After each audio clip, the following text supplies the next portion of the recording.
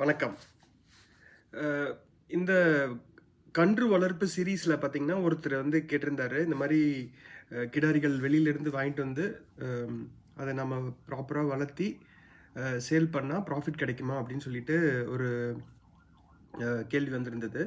அதுக்கான பதில் நான் இப்போ 2 ஆப்ஷன்ல சொல்லலான்னு இருக்கேன். நம்மகிட்ட வந்து 2 ஆப்ஷன் இருக்கு. ஒண்ணு வந்து, நீங்க உங்க மாட்டுக்கு தேவையான, உங்க பண்ணைக்கு தேவையான சினையூசிய உபயோகப்படுத்தி, அதிலிருந்து கிடைக்கிற கிடாரிய வளர்க்கணும் அப்படின்னா, கண்டிப்பா நம்ம வந்து இன்வெஸ்ட் பண்ணணும். அதாவது அது சீக்கிரமா வளர்த்துறதுக்கான இன்வெஸ்ட்மென்ட் பண்ணணும்.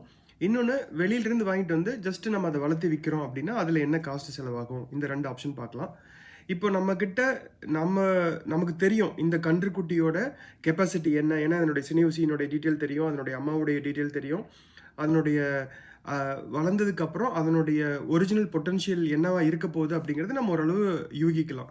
இப்போ அந்த மாதிரி கன்றுக்குட்டிகளுக்கு வந்து நாம கண்டிப்பா இன்வெஸ்ட் பண்ணி ஆகணும். இப்ப நம்ம முன்னாடி சொன்ன சீரிஸ்ல சொன்ன மாதிரி எந்த அளவு தீவனம் குடுக்கணுமோ, அந்த அளவு தீவனம் குடுத்தோம்னா தான் அது வந்து நல்லா வளரும். அப்போ வந்து நம்ம இன்வெஸ்ட்மென்ட்டா அத பார்க்கணும். நம்ம இனிமே அத சேல் பண்ண போறதில்ல. நமக்கு வந்து காஸ்டிங் ஃபார் எக்ஸாம்பிள் அம் ஒரு ஒரு ரூ. 75,000 ரூ. 80,000 டோட்டலா அதனுடைய உற்பத்தி செலவாகுதுன்னு வச்சுக்கங்க. அந்த செலவு வந்து நம்ம வெளியில போயிட்டு தெரியாத ஒரு மாட்ட, அதாவது அதனுடைய ஜெனடிக் பொட்டன்ஷியல் தெரியாத ஒரு மாட்ட வாங்கிட்டு வரதுக்கு பதிலா, நம்மகிட்டயே இருக்கிற கன்றுக்குட்டியோட தெரிஞ்ச பொட்டன்ஷியல் இருக்கிறதுனால, நமக்கு வந்து ரொம்ப உபயோகமா இருக்கும். ஸோ, நீங்க சினையூசி போட்டு கிடைக்கிற கன்றுக்குட்டியா இருந்ததுன்னா, அதுல நீங்க கண்டிப்பா இன்வெஸ்ட் பண்ணி, அத நீங்க வளர்த்திக்கலாம். அதுல வந்து செலவு அதிகமாகும்னு சொல்லி நீங்க கவலைப்பட தேவையில்ல. ஏன்னா, உங்களுக்கு நோன் ஜெனடிக்ஸ் வந்து உங்களுக்கு கிடைச்சிரும். உங்க பண்ணைக்கு தேவையான தெரிஞ்ச ஜெனடிக்ஸ் வந்து உங்க பண்ணைக்கு கிடைச்சிருது. இப்போ நான் நான் வந்து மார்க்கெட்டுக்கு சந்தையில போயிட்டு வாங்கிட்டு வந்து வளர்த்து வித்துருவேன் அப்படின்னு சொல்லி சொன்னா, அது வந்து நம்ம வெளியிலிருந்து தீவனம் வாங்கி போட்டு வளர்த்தி அந்த அளவு ப்ராஃபிட்ல விக்க முடியாது. ஃபார் எக்ஸாம்பிள் ஒரு நாளைக்கு குறைஞ்சபட்சம் நமக்கு வந்து ஒரு ரூ. 150 செலவாகும்.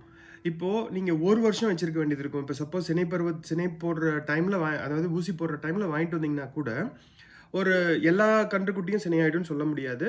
எப்படியும் ஒரு 30, 40% ஃபெயிலியர் இருக்கும். ஏன்னா, சந்தைக்கு வர்ற கன்றுக்குட்டிகளே பெரும்பாலான டைம்ல அவங்க கிட்ட செனை பிடிக்கலனா தான் கொண்டு வந்து விப்பாங்க. இல்ல அவங்களுக்கு ஒரு பண தேவை இருந்தா மட்டும் தான் அந்த கன்றுக்குட்டிய வந்து யாருமே விக்கிறதுக்கு விருப்பப்படுவாங்க இல்லைங்களா? கன்றுக்குட்டின்னு சொல்றது வந்து சினை பருவத்தில அதாவது சினை பிடிக்கக்கூடிய வயதோ, இல்ல வந்து எடை அளவு வந்திருக்கும்போது ஒரு விவசாயி வந்து விக்கிறதுக்கு வராங்க அப்படின்னா, அவங்களால வளர்க்க முடியல அப்படிங்கிறதுனால தான் விக்கிறதுக்கு வராங்க. இல்லன்னா அவங்களே வளர்த்திட்டு இன்னும் ப்ராஃபிட்டா வித்துருவாங்களே! ஸோ மார்க்கெட்டுக்குள்ள வரும்போது ஃபெயிலியர் ரேட் வந்து கண்டிப்பா இருக்கும். நீங்க போய் சந்தையிலிருந்து வாங்கிட்டு வந்தீங்கன்னா, குறைஞ்சபட்சம் ஒரு 30, 40% ஃபெயிலியர் இருக்கும்னு நெனச்சீங்க. ஏன்னா நாங்க பர்சனலா பண்ணி பார்த்துட்டோம். அது 30, 40% ஃபெயிலியர் அதாவது செனை பிடிக்காம போயிடுது. நீங்க 2 மாசம், 3 மாசம் வச்சிருந்துட்டு, அதுக்கப்புறம் திருப்பி வாங்குன விலைய விட குறைவான விலைக்கு சில டைம்ல விக்க வேண்டிய ஒரு சூழலுக்கு போயிடுவீங்க.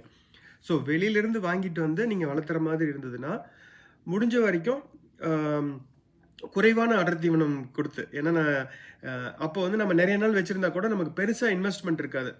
அ மேய்ச்சலுக்கு தான் கூட்டு போறேன் இது அப்படிங்கிற மாதிரி சொல்லி வச்சுட்டு இருந்தோம்னா, சரி நெறைய நாள் இருந்தா கூட பரவால்ல. நான் ஒரு நாளைக்கு ஒரு ரூ. 50 மட்டும் செலவு பண்ணிக்கிறேன். ரூ. 75 மட்டும் செலவு பண்ணிக்கிறேன் அப்படின்னா, அதுக்கப்புறம் செனை ஊசி போட்டு பிரெக்னன்ட் பண்ணி சேல் பண்ணிக்கலாம்.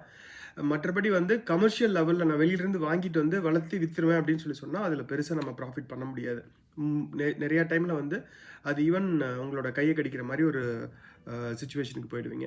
இந்த 2 ஆப்ஷன்ல நீங்க உங்களுக்கு எது சூட்டபிளான ஆப்ஷன் அப்படின்னு சொல்லி யோசனை பண்ணுங்க. இது பற்றிய வேற ஏதாவது தகவல் உங்களுக்கு தேவைப்பட்டதுன்னா, கமெண்ட் பாக்ஸ்ல உங்களோட கமெண்ட்ட எழுதுங்க. அதுல நம்ம திருப்பியும் கான்வர்சேஷன் பண்ணுவோம். நன்றி.